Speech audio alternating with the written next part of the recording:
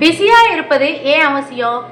வாழ்க்கையில் எப்போது ஏதாவது ஒரு வேலையில் உங்களை பிஸியாக வச்சுருக்கீங்க. வாழ்க்கையினுடைய மிகச்சிறந்த அழகு சும்மா இருக்கும் மூளைதான் அனைத்து எதிர்மறை எண்ணங்களுக்கும் பிறப்பிடம்.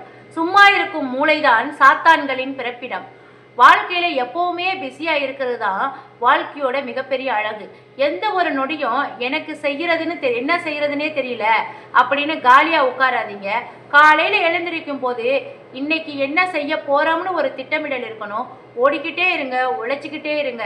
ஜெயிக்கிறோமோ தோக்குறோமோ, ஆனால் முயற்சி செஞ்சுக்கிட்டே இருக்கிறவன் மட்டும்தான் வாழ்க்கையில் முழுமையாக வாழலாம். காலையில் 20 மினிட்ஸு ஒரு நாளினுடைய வெற்றியோ தோல்வியோ தீர்மானிக்குது. நீங்கள் காலையில் கண்ணை முடிச்சோன்னே 20 நிமிஷம் எடுத்து உங்களுடைய மொபைலை நீங்கள் பார்த்தீங்கன்னா உங்கள் வாழ்க்கை முடிஞ்சு போச்சு. உங்கள் வாழ்க்கையை மாற்ற போகிற மிக முக்கியமான நேரம் எது தெரியுமா? நீங்கள் காலையில் கண்ணு முழிக்கிற அந்த 20 மினிட்ஸ் தான். அந்த 20 நிமிஷத்தில் நீங்கள் மொபைல் ஃபோனை கையில் எடுத்து சோசியல் மீடியாவை அப்படியே ஸ்க்ரோல் பண்ணிங்கன்னா அன்றைக்கி நாள் ஃபுல்லாக உங்கள் கவனம் மனசு எல்லாமே சதறி போயிடும். அந்த 20 நிமிஷம் உங்கள் உடலுக்கும் மனசுக்கும் எண்ணங்களுக்கும் கொடுங்க.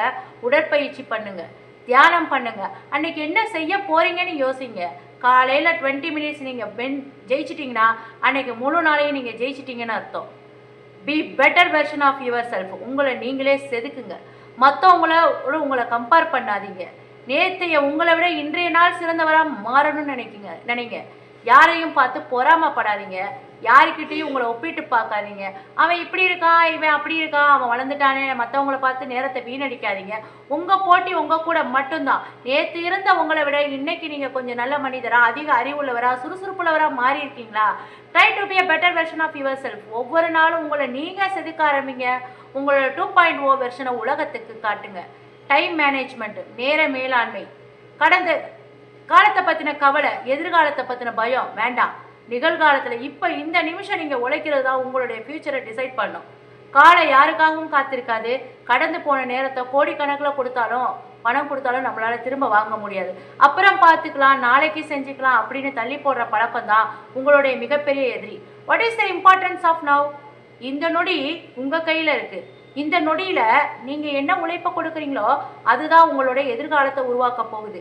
நேரத்தை வீணடிக்காதீங்க, நேரத்தை முதலீடு செய்யுங்க. கவனச்சிதறல்களும் போதை பழக்கங்களும், அடிக்ஷன் அண்டு டிஸ்ட்ராக்ஷன்ஸு.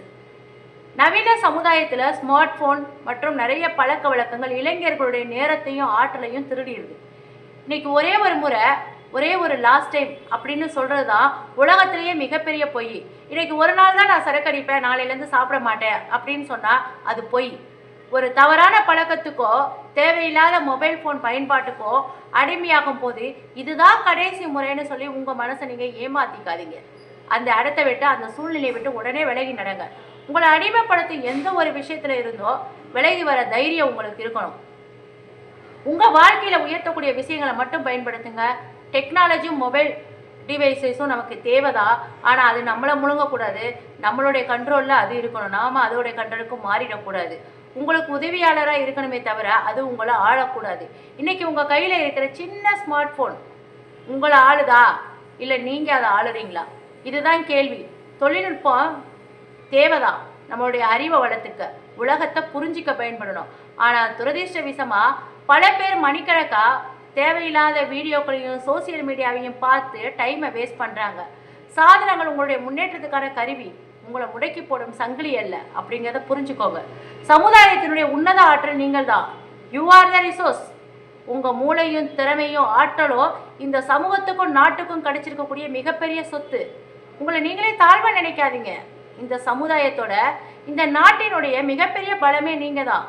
உங்கள் மூளை, உங்கள் சிந்திக்கும் திறன், உங்கள் உழைப்பு, இதுதான் உங்கள் உலகத்தை மாற்றும். I am important, my life is a valuable, my life is a valuable அப்படிங்கிற அந்த சுயமரியாதையும் நம்பிக்கையும் உங்கள் மனசில் வளர்த்துக்கோங்க.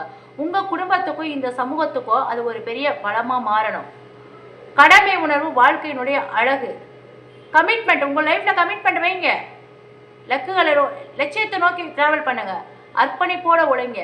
வாழ்க்கையினுடைய உண்மையான சந்தோஷம் என்ன அப்படிங்கிறது உங்களுக்கு தெரியும்.